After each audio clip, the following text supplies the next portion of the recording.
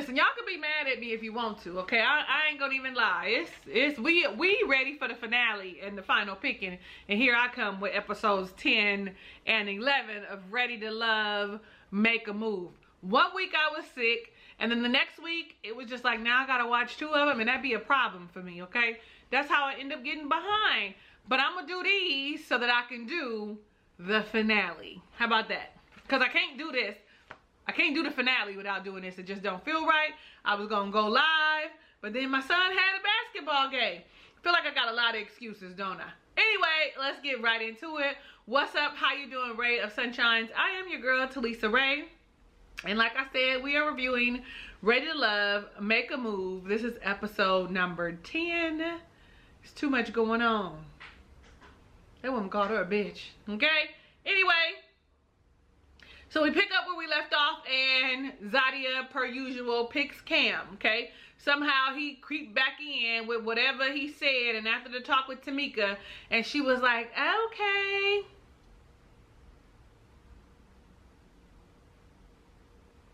Then Sharice talking about, I don't even know his name, Nick, that the reason she ain't choosing him was because he lacks experience.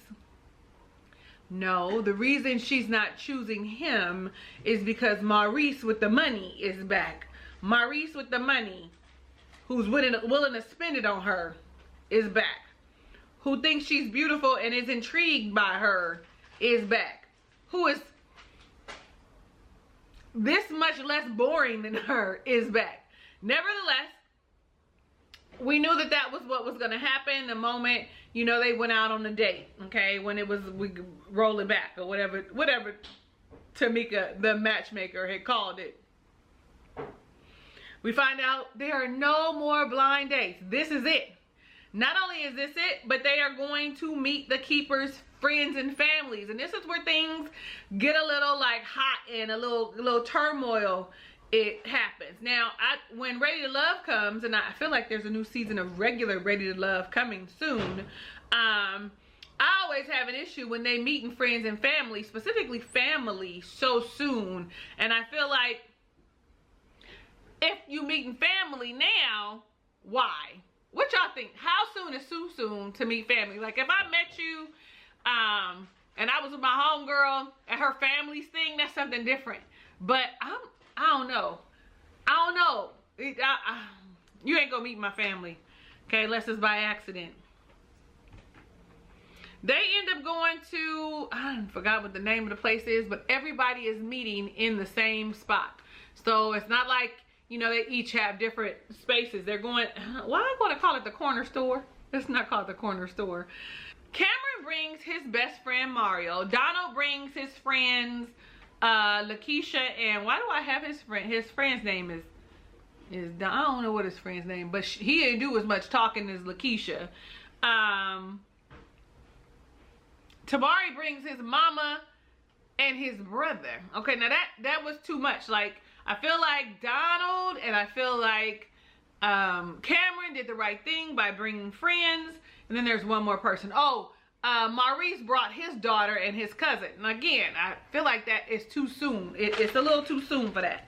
So you see Ashley, the little boo, Donald, brings Lakeisha and his friend. Whatever the friend's name is, I cannot remember. But Vernisha is still there waiting for Tabari. And for me, looking at Vernisha as she watched the interaction between Donald's friends and Ashley, she was uncomfortable. Like, oh Lord, get me out of here. And it hadn't even started, but for 5 minutes. For 5 minutes, partly because when he walked up, Ashley was like, oh, you look nice, because she has an issue with how he dresses. You know, she feel like he don't have no swag because he wears suits and loafers. And like I told y'all last time, I'm here for it, okay? I'm here for the suits and the loafers. Or the boat shoes is probably what I would say is more appropriate, or what we would call it. Anyway, but it gets heated because homegirl Keisha calls Ashley aggressive. Now I can see, because Ashley is urban and she do have long nails and she talk with her hands and she be real excited, that it could come off as a little bit too passionate, because aggression is not the word we're gonna use for a black woman. I don't like it, not even for Lakeisha, because Lakeisha seems too invested in Donald and his relationships. But it also made me think, okay, Don, what is you talking about with your friends? For her to come in on the attack the way she did, I was like, wait a minute. That means you said that the woman does not like the way you dress, right? That means you said that she's easily excited. What positive things did you share about this girl that you claim to like? I'm just asking. Y'all, what y'all think? Do you think that he had to be sharing the information? He had to be sharing. He had to be sharing how his feelings, his thoughts, and stuff with Keisha, and I don't know what the dude's name is, okay? I don't know if I got Don, child.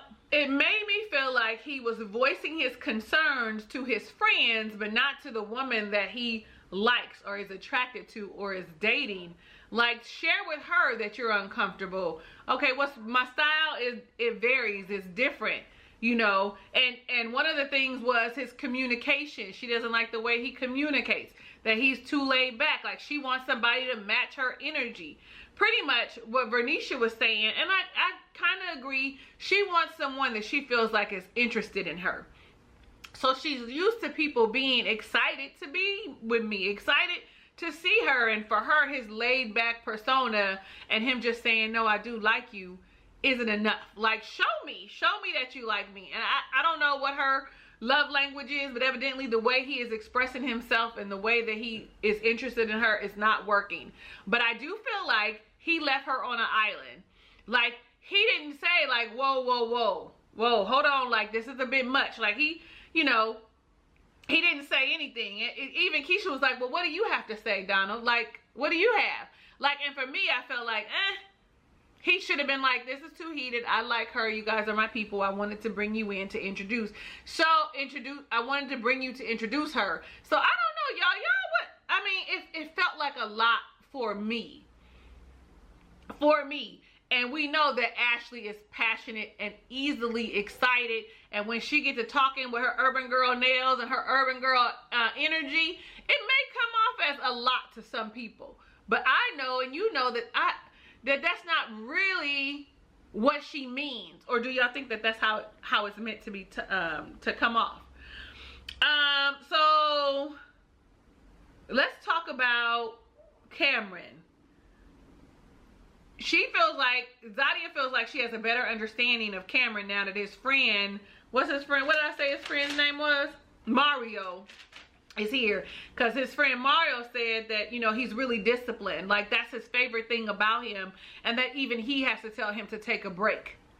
For me, he sounds like a Capricorn. He sounds like, I'm really invested in my money. Like, and I'll make time for you when I make time for you. No offense, but if you take it, that's on you. If you're not used to a laser focused man when it comes to work, then someone like Cameron would not work for you. And he isn't even recognizing how much grace that Zadia is giving him. But for some reason, she's all like, you know, I'm glad I met the friend, because he said that he'll make time when he needs, etc. And that he feels like he's ready for a romantic relationship.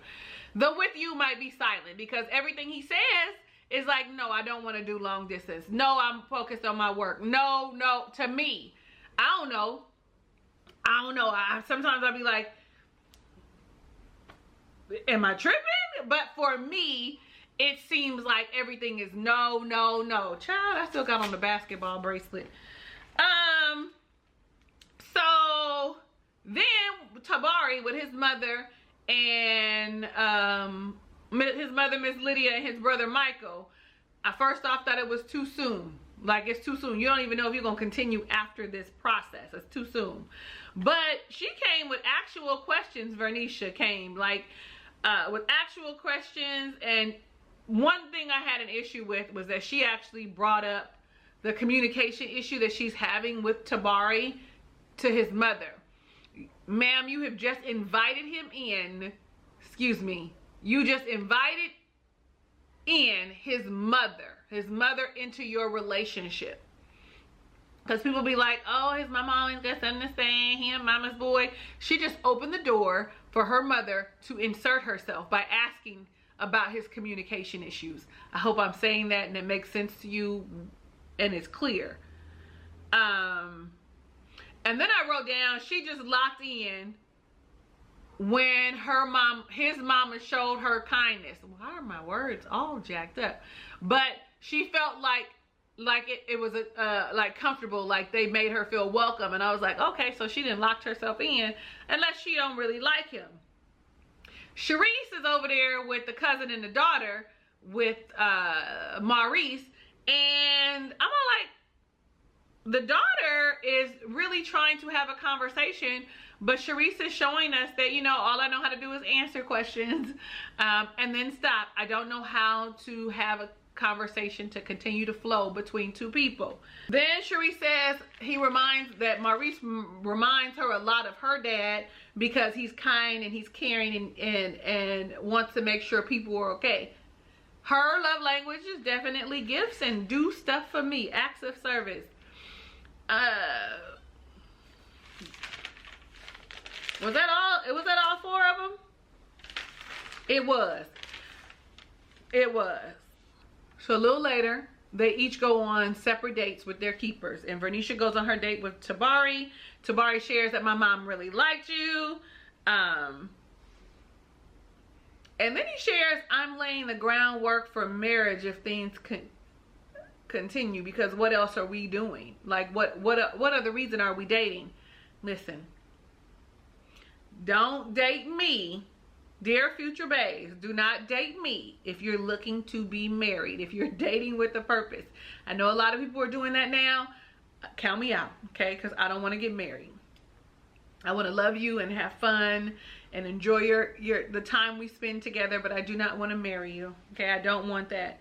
But that's what he says. What else are we doing for? And what else are we doing? And I'm sure a lot of women were swooning. Good for y'all, okay? Don't judge me, judge your mama. I wrote down they haven't even kissed yet. You introducing her to your mama and you ain't even kissed.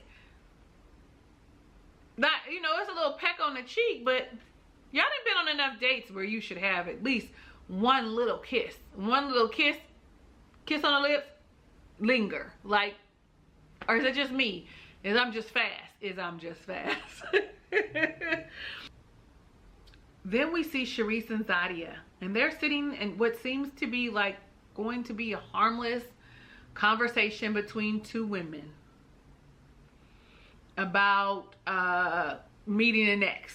Okay, like, so if I'm dating someone, should you meet their ex? Would you be willing to meet someone's ex and have a conversation? Personally, I would. Okay, because I understand that each relationship is contingent upon itself. Like, how I am with a person is not how that person is going to be with someone else. I'm open to it to ask questions like, you know, what should I watch out for? What are his best attributes? Like, I don't necessarily want to know what went on in your relationship, but I'm open to having a conversation with an ex. I don't know why we aren't, but she was like, if we're intimate, Zadia, if we're intimate in that manner, I don't think I would want to meet an ex. Intimate in what manner, ma'am? So are you telling us that you have been intimate, romantically intimate, sexually intimate? Because we can be romantically intimate and not have any type of sexual experiences with one another. But all of a sudden, Zadia is all like, well, I saw you kiss your friend LJ before you left, and I don't kiss my friends on the lips. Because I heard something more was going on. That woman was really pushing her buttons. That woman did. I ain't gonna even lie. That woman, I feel like that was intentional to, like, get a rise out of Sharice. Like, it was intentional. Everybody saw it. And now I'm not for the way Sharice responded. What she should have did was just laughed it off. But evidently, you know, we know that they have that underlying tension from before the 7 a.m. thing, right? And I feel like, too, Zadia might have been like, I'm coming for you because you tried to expose me. But, baby, Sharice was like, I'm not trying, I will. Don't be mad because you already slept with Cameron. That's the reason that she hooked, okay? Like, it was really a lot. And Sharice felt like Zadia was attacking her character. I mean, I feel like I feel like she was upset.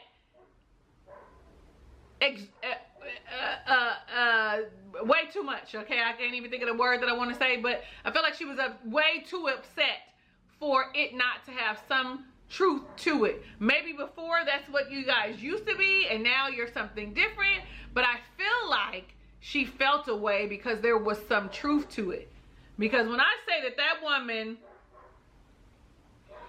was mad and was coming for her and called her all kinds of names,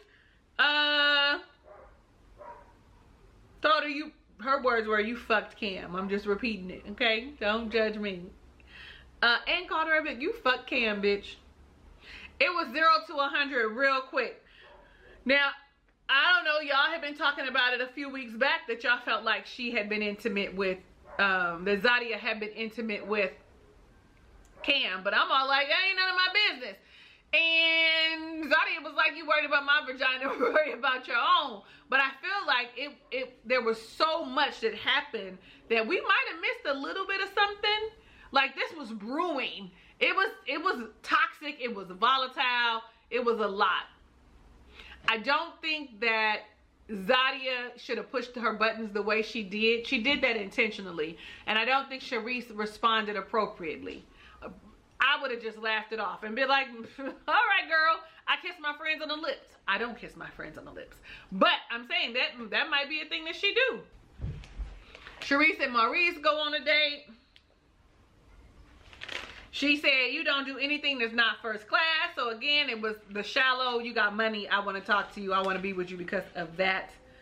Zadia and Cam go on a date. I was like, she really do be looking cute. Her wigs be on point. Like, I really like 85% of her style. I really do. Now, after all of that, her keeping him, and they sitting in there with that date, and she's not really clear about what he wants to happen.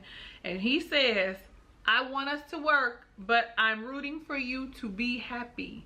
She's looking like, well, what you mean? Like, am I not going to be happy with you? Like, what are you saying? He's saying the same thing that he's been saying all season long, that he isn't available.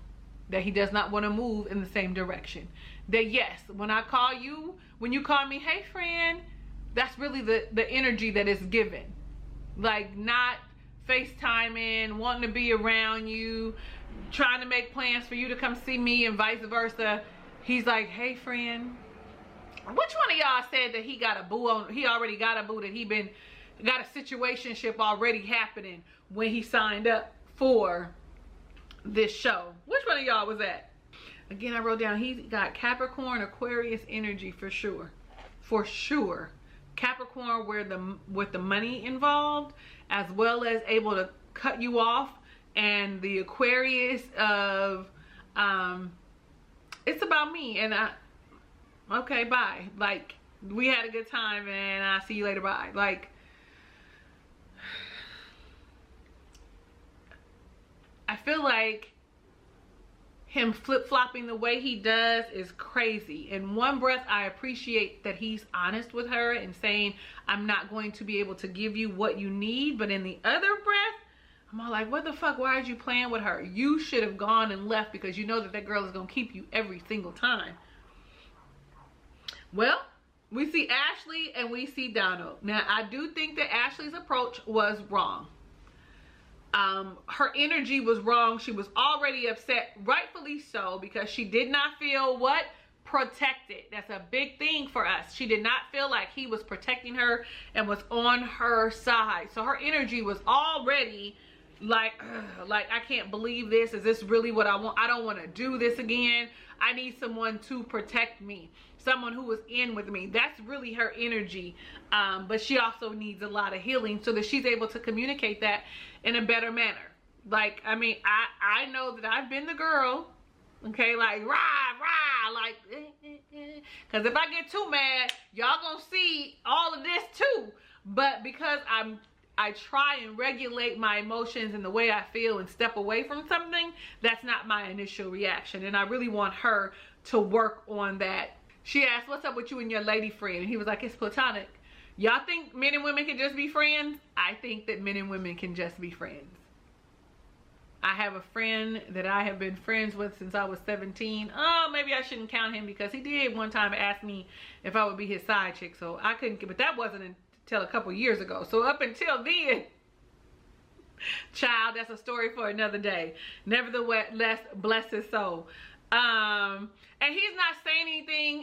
He Donald is not saying anything, does not know what to say because he's angry too. He's trying to keep his composure in responding to her is what he says, because what, she's nagging, she's yelling, she's snarky, she's got her whole neck swing hand going, and if you were doing it to me, I'd slap the fuck out of you. Like, all of that energy, whether she was joking or not, or saying it as like, well, this is what would happen if, and you know, if you were doing this to me.